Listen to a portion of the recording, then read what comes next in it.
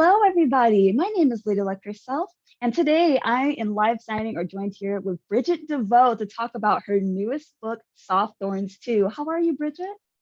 Um, doing pretty good. I'm Good. excited to be showing my new stream space that I've been working on. So yeah, this is It's like very cute. preview. It's not fully done yet. We'll see. We'll see how it evolves. But yeah. Yes. It looks like it's coming along well. How long have you been in the space? I moved here. Let's see. I moved here in the beginning of the beginning of 2021 because new year, new me. And I've been New Year, slowly new working. me. Yeah, exactly. I've been slowly working on it because I don't know. This all takes me a while. I don't know if it's like easy for some people, but for me, I have to like slowly work on it and then go cry and then come back and then like work on it a little bit more. Yes. I don't know. Crying is definitely a part of the process, I'm sure. It literally helps right there many times. Does it actually pour into your inspiration for Soft Thorns? What is your inspiration for Soft Thorns II? What was my inspiration? Well, there was 4 years, pretty much. It was like 3 years. 4 years. Yeah, because I published the first book in 2017.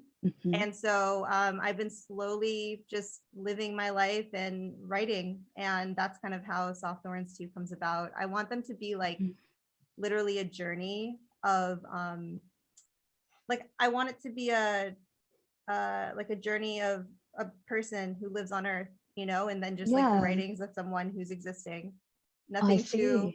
Yeah, I'm like, okay, I want to write about this, and then I do that. I just kind of let life guide me, and I write while I'm living. It sounds very natural. So it even sounds like writing for you was kind of like something that you grew up with. Is it, I guess, like, how did you find your passion for writing? Or was it always there? Well, I'll say, I mean, I'm going to be honest and candid. Like, I never necessarily wanted to be a writer. I think it's definitely something that I've always, I've never like, I don't know. I almost kind of ran away from that talent that I had because I'm a very visual person, and I'm a very like, I like to connect with people and talk to people. So I like being in front of cameras and, doing stuff like just being really like visual. But writing is a very solitary thing. You sit alone just with your thoughts, and then you write things, and people can either read them or not read them, but it's not as direct as talking to a person. So definitely. Yeah, more eternal. So it's more eternal also, because it definitely lasts forever. So true. It's not something that I particularly was like, I want to, sit in my cottage and write novels, but now I totally like, that sounds like the dream. Doesn't it?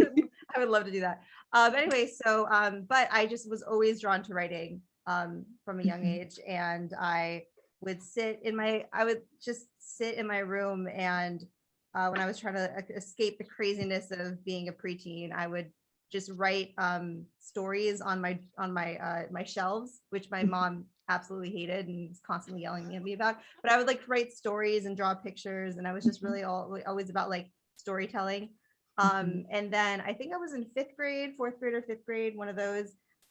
We had to write poetry for a school assignment. Oh, nice. And so, yeah, I was like poetry class or whatever. So that's daunting for a lot of people, by the way.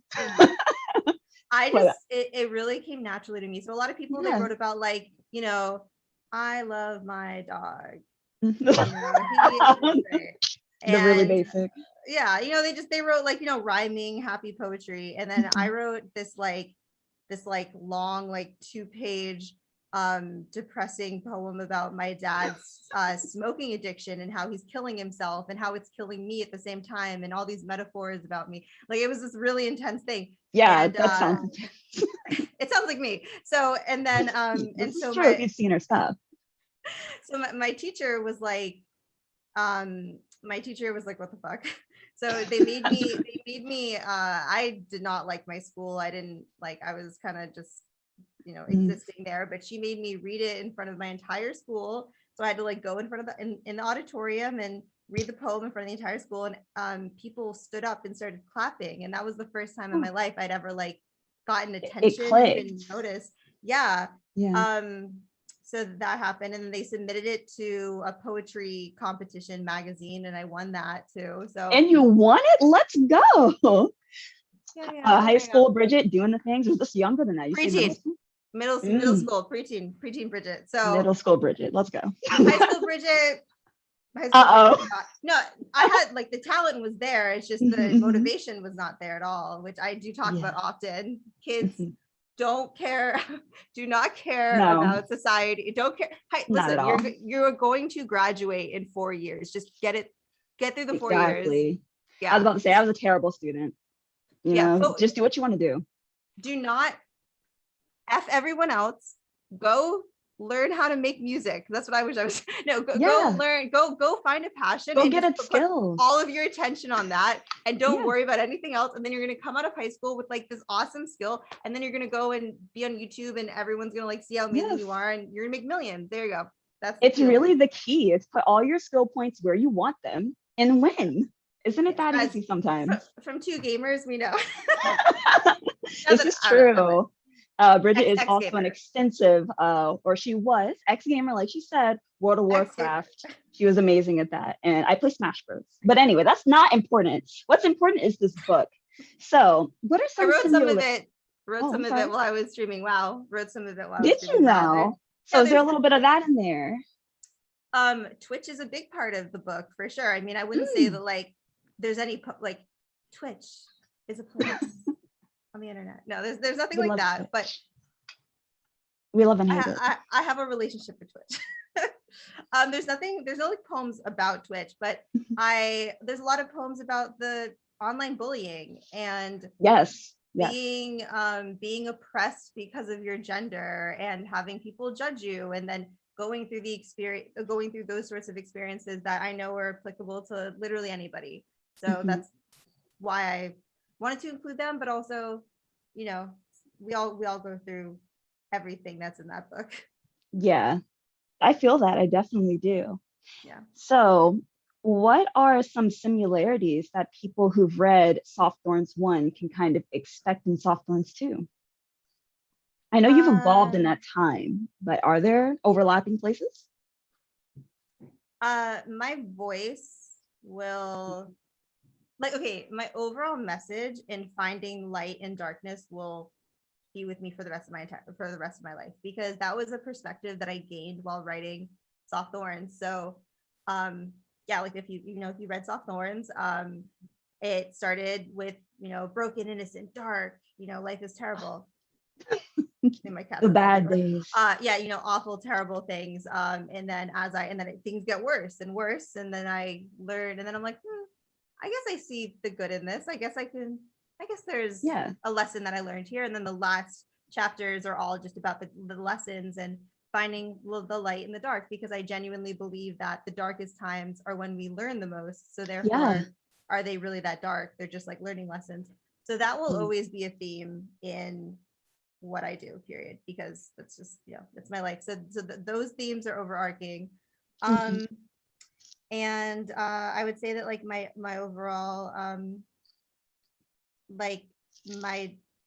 there's a lot of themes of love and loss, because what else is there in life really but love, and then losing love. It seems to be what we're all after. It's like love or money, against our will in some cases. So love or money. Well, love for money. Money for love. So it is a circle, isn't it? I don't know. I mean, I'm personally, tell me if you're the same way, but personally, okay. I do everything for love. I mean, it's like, yes, I live for love. Yeah, as I'm not dating, I've never had never had a serious, I've had people for, this book. Wait, you never had a boyfriend?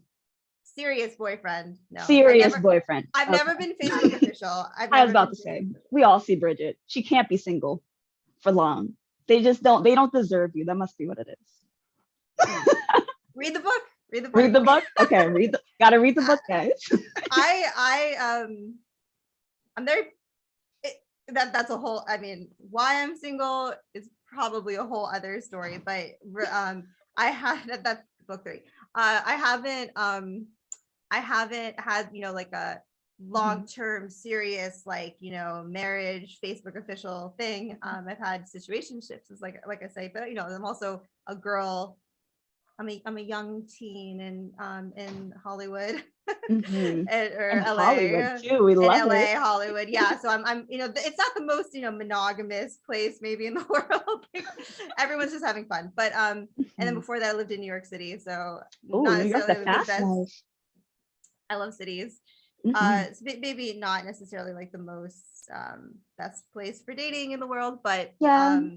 I've had a lot of situationships, but never something serious. So the point of this is I have no love life. No, wait. So the point of this is that but even with even with all of that, I do, like, I literally just do everything for love. Like Mhm.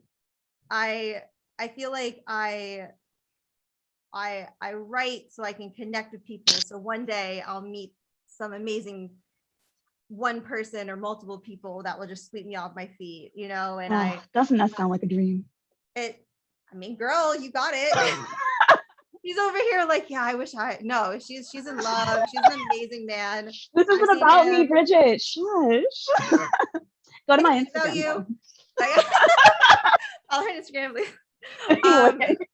Yeah, no, like yeah, so I feel like that everything I do Mhm. is about For love. love. And maybe that's almost why I've been single, because I want a love that's so intense and so like like I wrote that, you know, I want to experience why we're here on earth. Like I want to experience the most like, why are we here? I want that sort of connection. So anyway, I really don't know why we're talking about this. I'll also just say, before we put a pin in this and continue on, it does sound like you have found a love. It sounds like you've definitely found a love for your passion. And I think that's beautiful within itself. And maybe eventually, hopefully, you'll find someone who loves what you do with your passion as much as you love that. And it'll all just come together. We'll see. I wonder who you'll end up with, because I bet you they'll be very stylish. That's, girl, same. That I will make sure of that. Trust me, I'll make sure. Don't worry. I'll make sure that even if I get someone who's not super into fashion, I'll be like, time to get it together. Here's the thing. Dark and light, angel and demon. Okay. She's like, I'm the angel today, so you get to be the demon. Let's do the change. Let's put on a little makeup, you know. I wonder why I'm single. Anyway, no, regarding what you were just saying, sorry, just to interject, regarding what you were saying about love, how much my nail? Regarding what you were saying about love for what I do. Yes, thank you. That's so cool that you've noticed that. I took a lot of time off of social media because social media can give you a false sense of like, oh yes, because there's you know, likes and things like that are distorting your view on what is like what is actually something you're passionate about, what's something that's actually good to you, the value of things. So I had to take time off of social media. You know, I was getting tons of attention and likes for various different things that I was doing, but I wasn't sure, like, is that really what I want to be doing? So I stepped back and kind of just like worked on myself over this past year. And I have absolutely found a passion, a confidence. All of this will be in the book, by the way. Like, I think that this is how I've grown, because we talked about how I'm the same, but we haven't talked about what's different in book 2. But you know, all of this will be, you know, I think, apparent in the second book, because I really have grown a lot as someone who's like a cohesive person, you know.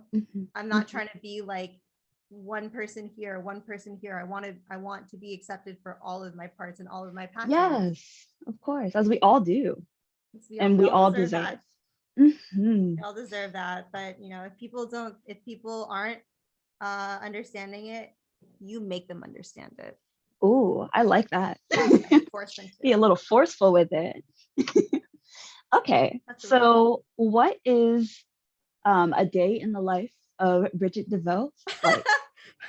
Wait, when? What do you mean when? What year? What time? True. Let's talk specifically about when you're in the middle of the writing process, since that's something that a lot of people don't really know what the ins and outs of that even looks like. Yeah. So when you were busy making your book, when you're in the thick of it, what was a day in your life like, Miss Devoue? Okay, so I'm going to give you two parts. So the first part is the writing of the book, when I was kind of like ideating it, or when I was like writing the poetry. Coming up with it, sort of thing? Completely. I am very, very, very lucky to have grown a career for myself where I'm able to support myself while also having a very free schedule.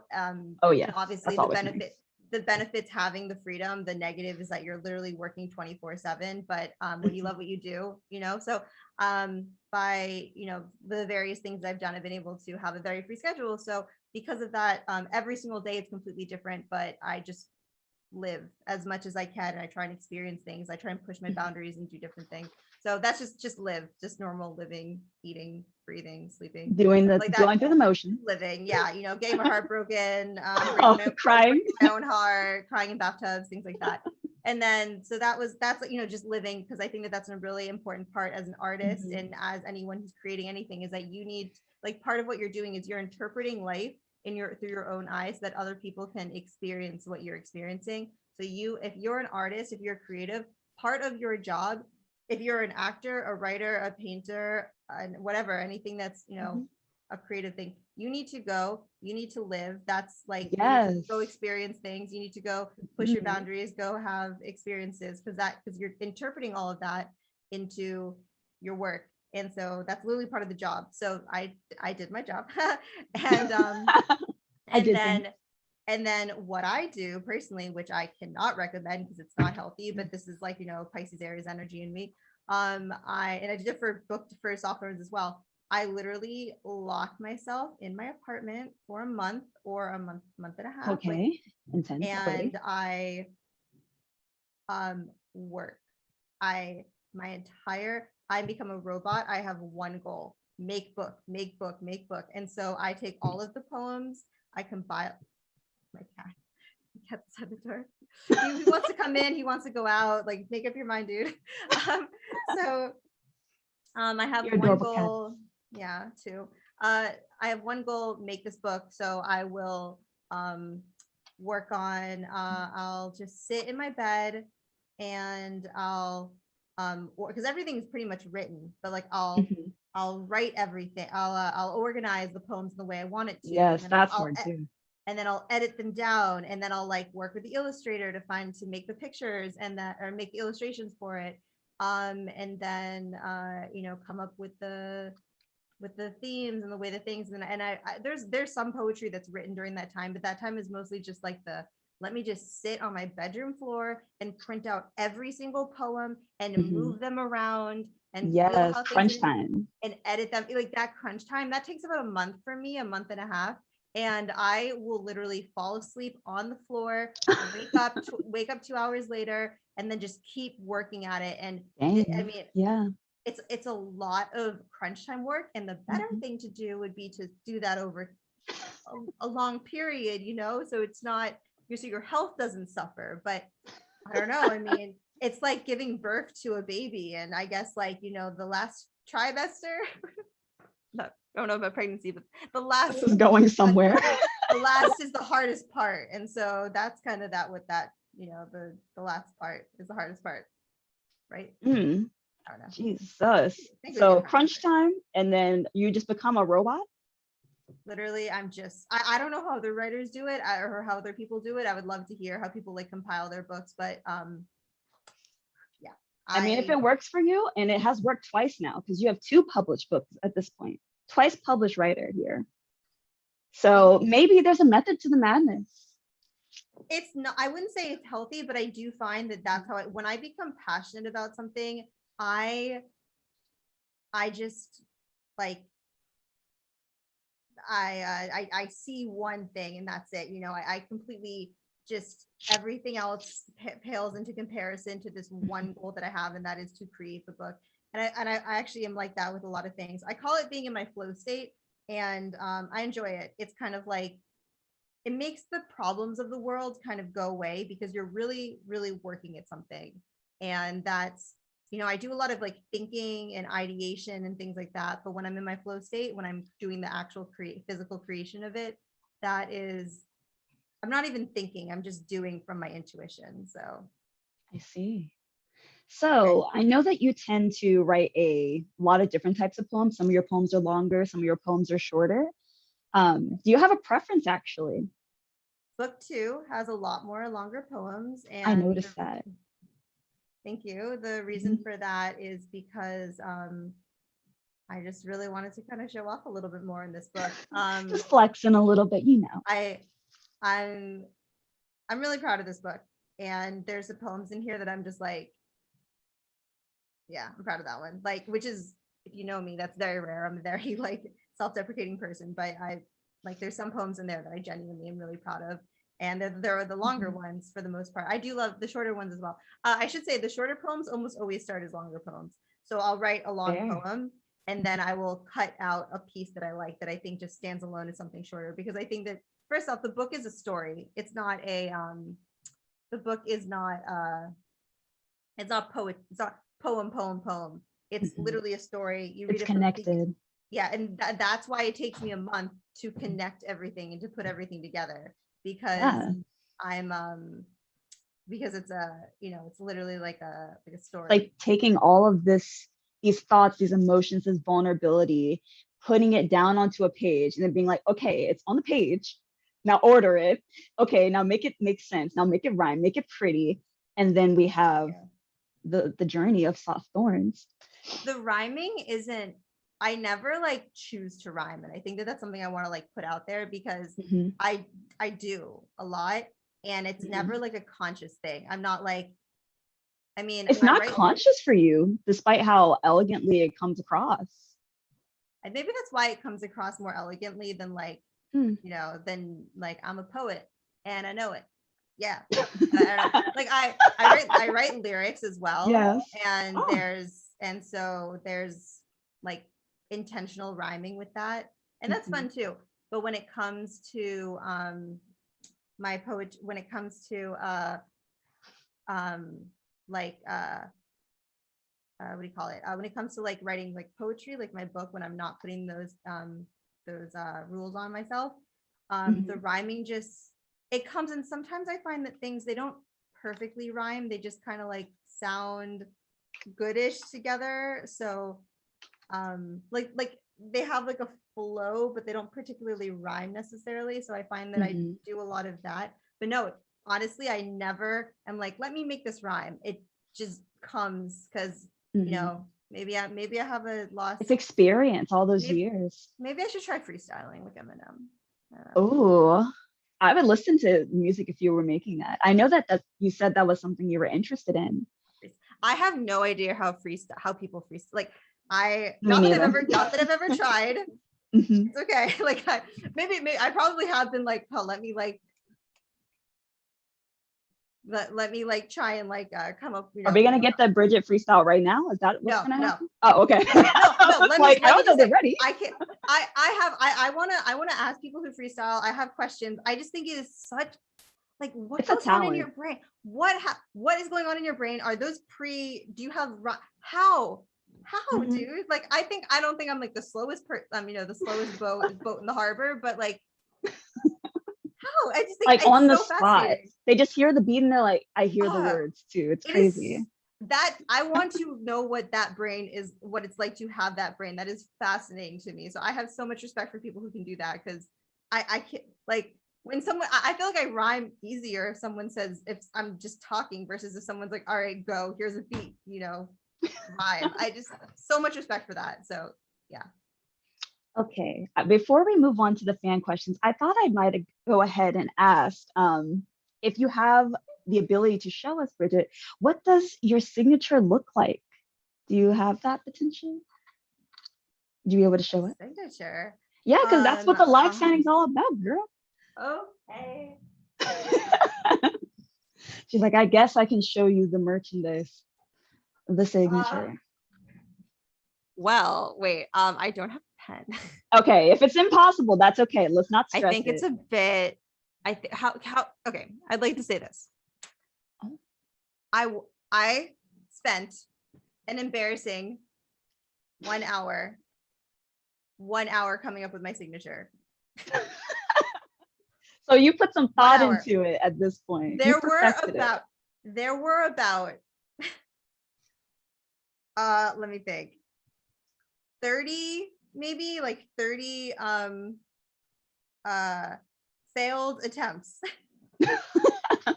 30 failed signatures of all terrible, to be honest, all varying degrees of awful, Wonderful.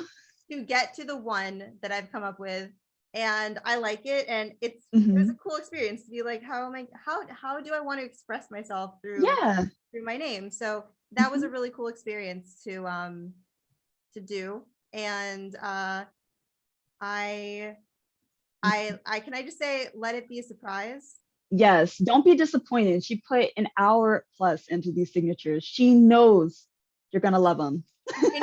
Can I just say why I put an hour? Okay. Yeah, feel free. The reason why I put an hour was because a few years ago I did a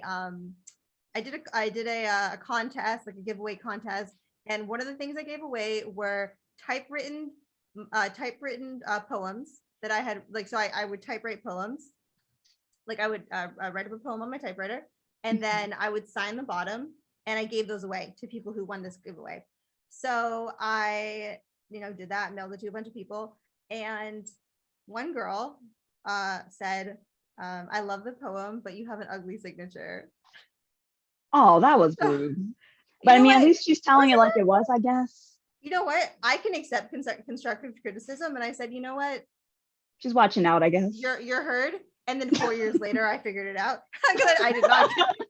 4 years later, you're like, dang, it was kind of ugly.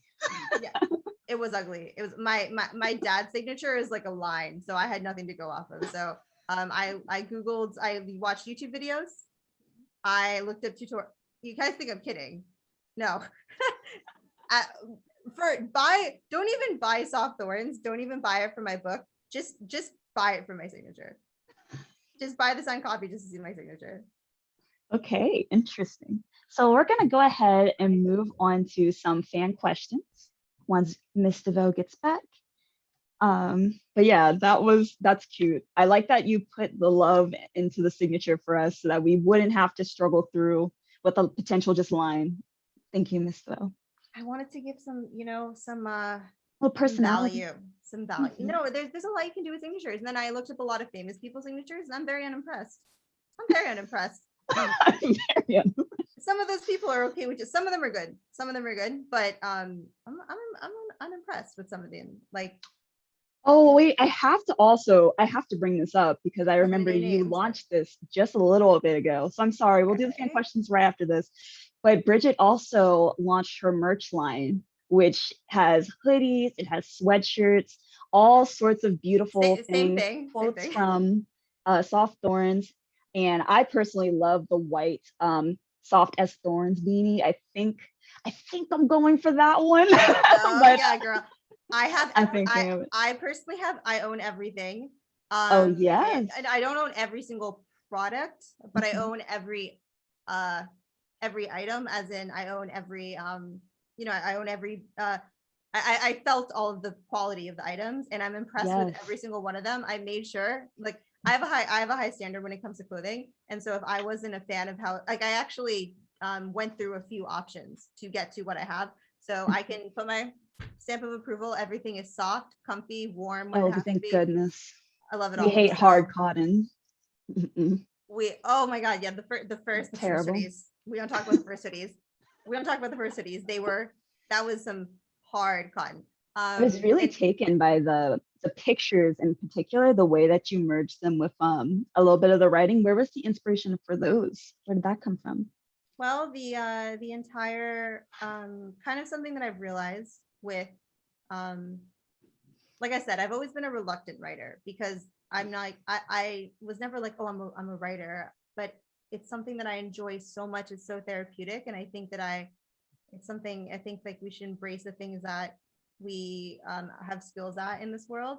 And so I've been learning how to use it in other forms of mediums so that I can be more fulfilled in, in other ways as well. So I love fashion. I love clothing. And I was like, how do I take my writing and my poetry and I put it onto clothing in the way that I visualize it? So adding just some of them are just the simple, there's just the text, because I personally I like stuff like that just has like just text on it. And by the way, there's 11 collections. So I only 11 collections, y'all. I released 4. There's 11.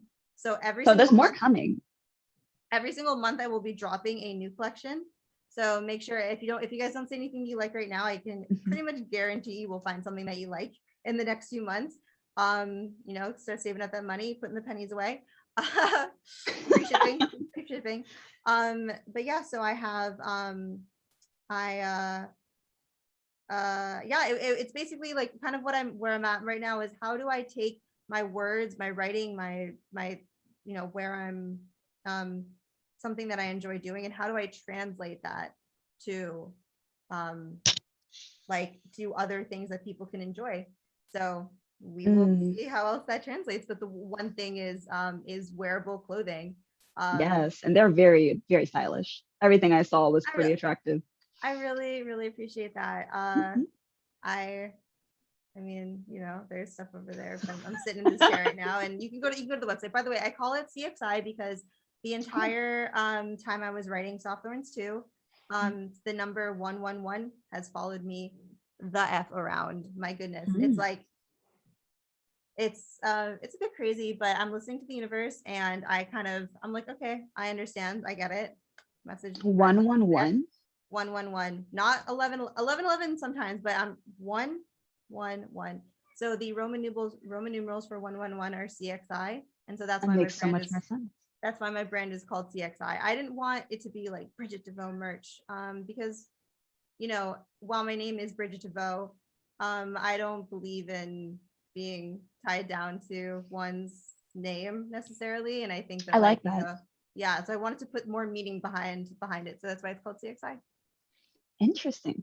So we're not going to dive deeper into the 111s. You're not going to tell us more about how you came across these ones that have been following you. Do you want to dive into that? I can't come across. They've come across me. You should ask them. All right, ones. What's going on? I'll give you one example. So clocks seem to break on 111 around me. So I had this. That's like spooky almost. Or it's like spirited. Or angelic, perhaps. I don't know. Like it's could be angelic as well. It's celestial in a way for sure, but it's like I had a bedside clock and it broke on it stopped working at 111. And then when I moved into this apartment, I have a clock on my stove and that's currently stopped at 111. So that is it's definitely a sign. It's not like, oh, I look at my phone and it's 111. I'm like, it's things.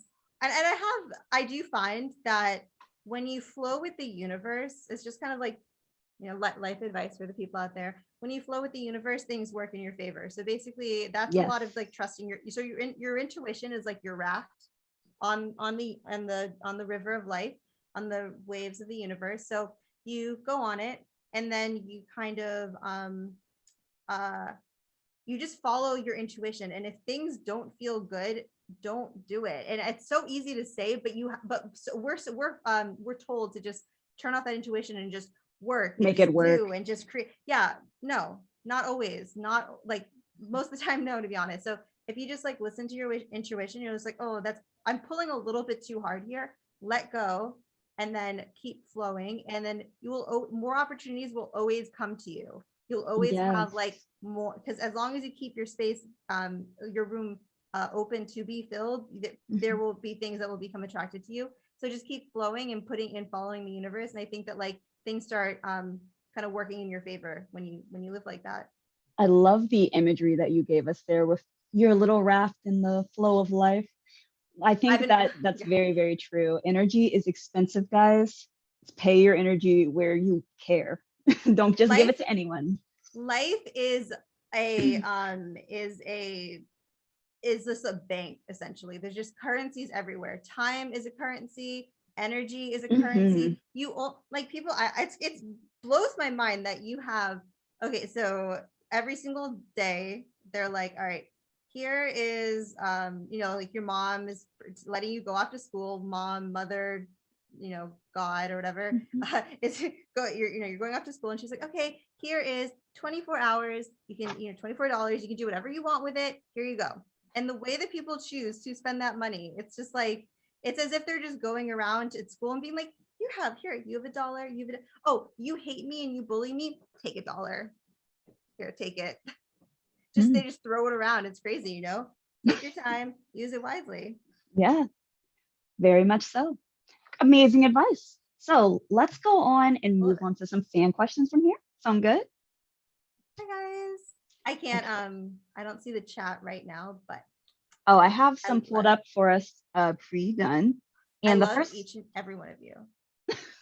But I'm going to be honest, if you guys are here right now and you're seeing this, I love you more. Don't tell. Don't tell the other ones. But I do. She said don't tell the other ones. So the first one is going to come from Mackenzie in New Orleans, LA. What advice do you have for people gaining their autonomy and confidence? I'm going to be honest. What is autonomy? Like I know what it means. It means like Girl, me gaining too, your like your individuality, right? Individuality. I'm gonna Google search it. Hold on. Google will know. I'm gonna put down give me 500 for or I don't know if I have played Jeopardy, but so I think it's like individuality, right? The right or condition of self-government. Individual, yeah, exactly. Yeah, individuality, of course. Exactly. Okay, so give me the question again. Okay, so the question from Mackenzie is, what advice do you have for people gaining their autonomy and confidence? Okay, so the biggest thing that I've learned is there is no replacement for experience and for time, period. Like people, and that doesn't mean that age is everything. You can have someone who's 21 that's had a lot of experience, and has had a lot of time working on things, and they could be, on the same level as someone who's 45. It's not age necessarily, but time and experience. Nothing can change that. And so life, like putting yourself out there, trying things, doing stuff, experiences. Think of it like, even if there's nervousness, there's anxiety around doing stuff, think of it like a game, or think of it like gaining points, or think of it like going to school, or like learning a lesson. It's like, what's the worst that can happen? It's like you learn a lesson from it. Okay, cool, on to the next one. Like being able to accept failures and rejection and all of that's such an important part of life, because that's literally when you learn the stuff to not fail in the future. And so the person I was when I was, like 20, and the person that I am now is like wildly different. And I think a lot of people have that experience. It's just because time and experience, and like and subconsciously always working on yourself. I think that an important thing is like developing good habits so that they become second nature, and then just continuing to work on it. So like an example is I really care about my health, like eating healthy. And I eat like a primarily raw vegan diet. And I've always wanted to eat this way because, it just felt like a way I wanted to. But when I first started, I was like, it was probably a challenge. I just physically couldn't do it. It was like, I didn't have the energy. I didn't have the knowledge. It was just too much for me, but I always wanted to eat this way. And so after 8 years of just like trial and error and trying different things out and, working on it, like I finally was able to make it work for myself. So you can apply that to literally anything that you do. So if you have things you want to work on yourself, test them every single day and find ways to improve. Find like things that will get you out, like that will get you out of those things, and then work on them a little bit each day. And you will see over time how much you will blossom and grow. And it's really incredible. I love that. Blossom. Oh, one more thing. Space is very important as well. I personally, I'm an extroverted introvert. Like I'm somewhere in between that, but I'm definitely introverted, and I definitely know that there are extroverts out there who I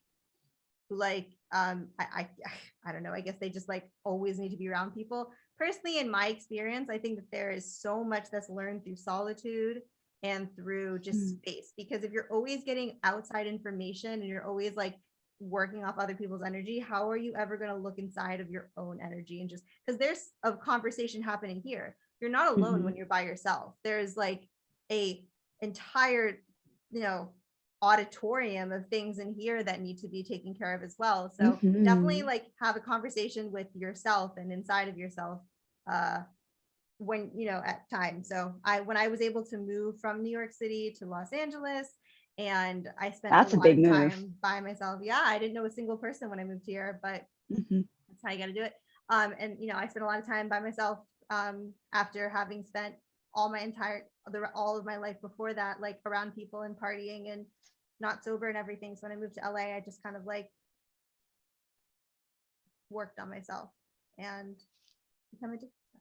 Oh man, I could go on and on about this, but yeah, that's a beautiful answer, Bridgett. Also very happy that you managed to come back from, I guess, like that side, that darkness. You managed to hone it into something really gorgeous.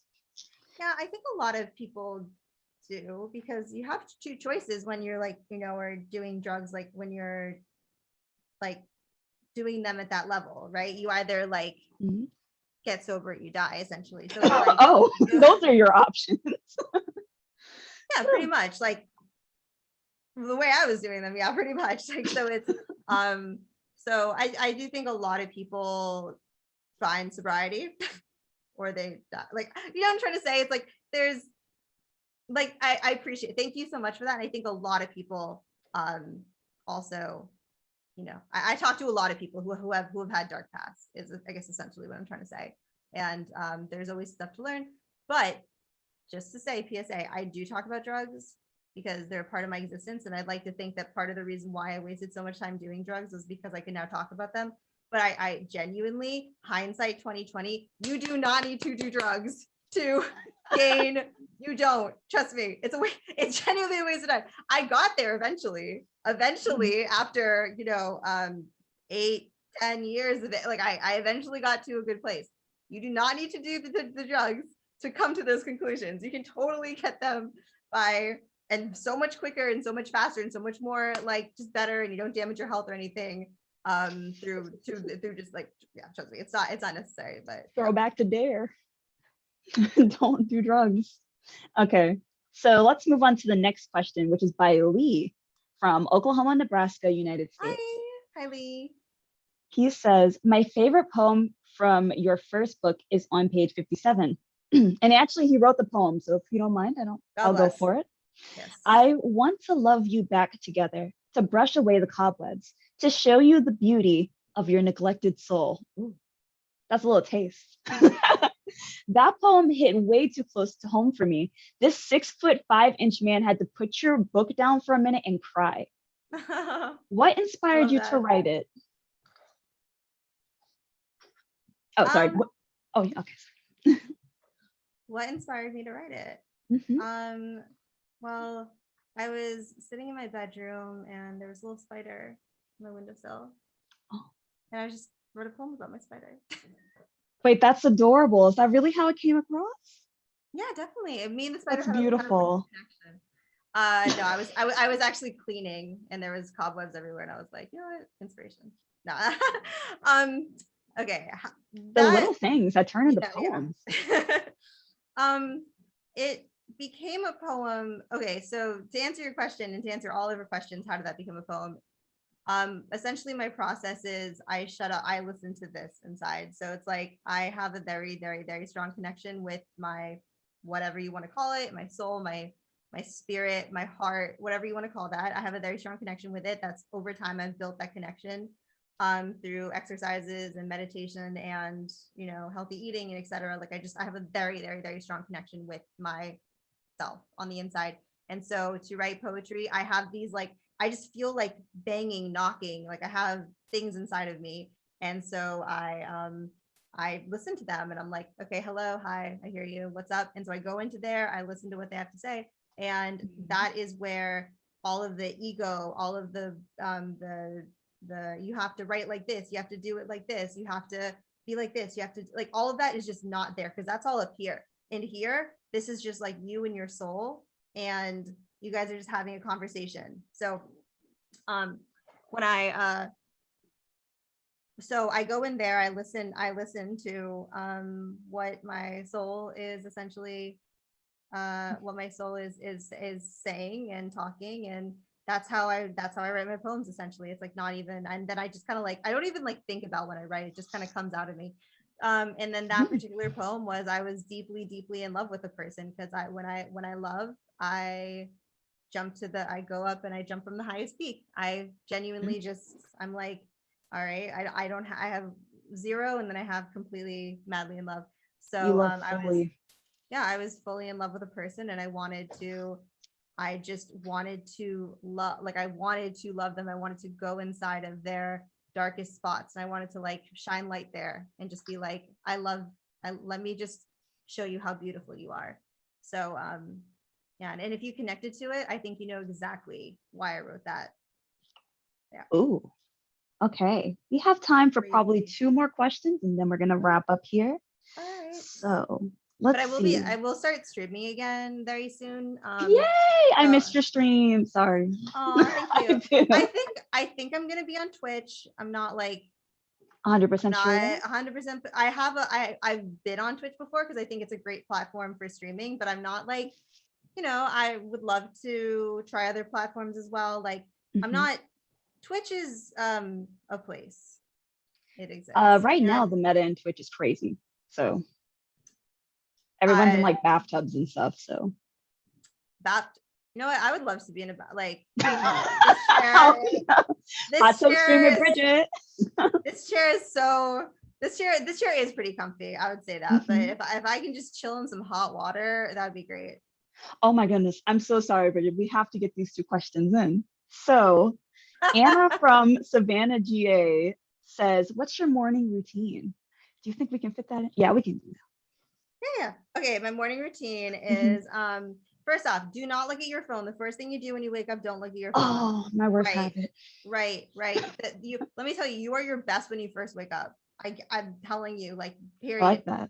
You are the most productive when you first wake up. So I always have stuff. I always have a project or something that I'm working on. I do it first thing in the morning when I wake up, whether it's like cleaning or writing or organizing or create. Like I do it first thing, because that like 2 hours when you first wake up, you are like beast mode for some reason. So I make sure to do that. I always do ab exercises in the morning. So I always make sure to like work out my core. Yeah, because I feel like there's such a connection to like your core. And I'll check social media and I'll do stuff like that for sure. Eventually we get to it. The first ab exercises. I gotta see who's like thinking about me at night. But I make sure to like, I'm sorry that I don't have anything. I take my vitamins. I am very OCD about my vitamins. So I take my vitamins, I drink a full liter of water, and I literally create, like I'm telling you, make use of that time, no matter what. Even if you have to wake up early, that's the best. Create something. Okay. Do something, write something, do like, yeah. I like it. Short, sweet, and simple, but very effective. Very, very effective. All right. And my college teacher taught me that. And I was like, oh, let me try this. Because he was really cute. And so I was like, I'm going to try what he says. Do you want to? We had a connection. This is tough. I'm torn between 2 questions. So I'll ask them both and you can choose whichever one. No, I will answer both. I'm answering them both. Okay, we're doing both. Let's do it. Estrella says, what is your best relationship advice? She's from the Bronx, New York, girl. Let's go. Hello. Hi. Chelsea, New York. Chelsea. I was in Chelsea for a bit. I was in, downtown for a bit. And then I was in Brooklyn for a little bit, but I was New York City girl. Sorry. But the Bronx is really awesome. Cool. I've been there a few times. Okay. Best relationship advice is don't ask Bridgett because she's never been in one. The humor of this girl. No, I've never been in a relationship, but I have had incredible experiences with people. I've had incredible relationships with people, and I will say that my best. Okay, so I don't have a religion, but I do believe in a lot of Buddhist principles, and they have this principle of non-attachment. And it's like a skill that you develop and you work on, but it's like learning how to love with like non-attachment. So loving in such a selfish but non-selfish way, if that makes sense. Like you're like it's like it fulfills you in every way that you need it to, and it also is free of control and contracts and anything along that lines. Sounds like a very kind love. It is, and that's how I love is and then through working on that skill, I've developed a real understanding and grounding in non-attachment of things. So I don't feel, there's just something, it's just, that's like developing that way of loving of non-attachment, I think just makes love even more be able to grow to infinity, because there's no chains on it, there's no restrictions or anything. So read a book on Buddhism or something and then look in. We can do that's one more question. All right, one more question. Trying to look for a really juicy one. Oh, are they gonna ask when's the OnlyFans? That's the question I get all the time. There's a Twitch one. You want the Twitch one? Well, about the I'm just saying, I get that question every single day on social media. I know. Let's see. How do you experience recording? How was your experience recording the audiobook? Does it get emotional having to speak your lovely poems you write? And this is from Kiara from Ohio. Hey, Kiara. I love that name, by the way. Yes. Wow. It was an incredible experience because, again, like currently what I've discovered in 2021, and this is also advice for any writers out there or like anyone in general, you have so many self-making tools at your advantage. So like, take advantage of it, like if you have a skill in something, you can take that skill and you can put it on so many different, merch is the easiest example. No matter what you do, you can make that into merch or something. So it's like you can take something that you do and you can create something else out of it. And that's the really cool thing about living in 2021 and having all of this technology around us. And so as a writer, I was able to record an audiobook with Andrew McNeil's Publishing. Thank you guys so much. The best publisher in the entire world. I was able to have that experience, and it was incredible. I love recording. I will be doing it more in the future. It was just it felt so right to be speaking, like to be doing that, I felt like I could see the poetry coming to life. Because you're putting your words to it, you're bringing it to life with your emotion. I got very emotional. I was surprised because I don't know, I just didn't expect to get that emotional when I was reading, and I was like, wow, I get it. And so there's you can definitely hear that in the book, and there's moments of I was reliving the entire thing, and we went through the entire thing in a day. That was one day of work for both audiobooks, and just because I was in the flow state, I wasn't even thinking, I was just reading from my heart. So that was that robo Bridgett. No, but there's a lot of emotion in that too. So if you do get a chance to get my audiobook, the point of my audiobook is I wanted to give you the background of things. I wanted to tell you like the backstory. So there's some really intense moments. I made sure to talk about the background of the intense things in the, so there's triggers. There's a lot of triggers in the first book and in the second book. And if you want to know, if you're like me and you want to know the gory details about stuff, I go into them because I think it's really important to to explain more about things and give those details for people who have had similar experiences or who want to learn more. So I basically spill the tea, girl. I spill the tea in that audiobook. We love it when we spill tea. And I created the soundtrack. So there's a soundtrack for the thing, and I created that. I came up with, no, I didn't create it, but I put it together, and it's very intentional why some songs are the way that they are, and so it brings it to life, and you can visualize the poetry more in your head. So wonderful. It sounds like a very pleasing audiobook. I don't have the audiobook. I got the other book, just normal one. I got to read it myself, but I would love to have it read to me, especially if you're the one who's reading it to me, because it's a whole other experience. It's a whole other experience, and it's a bit of ASMR for the people who like ASMR too. So okay, so that's probably going to be all the time that we have on this little interview. Thank you so much, Live Signing, for setting us up. And thank you, Bridget, for sharing yourself and sharing your book with all of us. Yes, yeah, can I just say, if you guys purchased a signed book, I'm so grateful. If you guys have already purchased a book and you're just getting like a book card or you're just getting a signing, I'm also so grateful. And throughout my I launched my book, but it's not done being like, it's still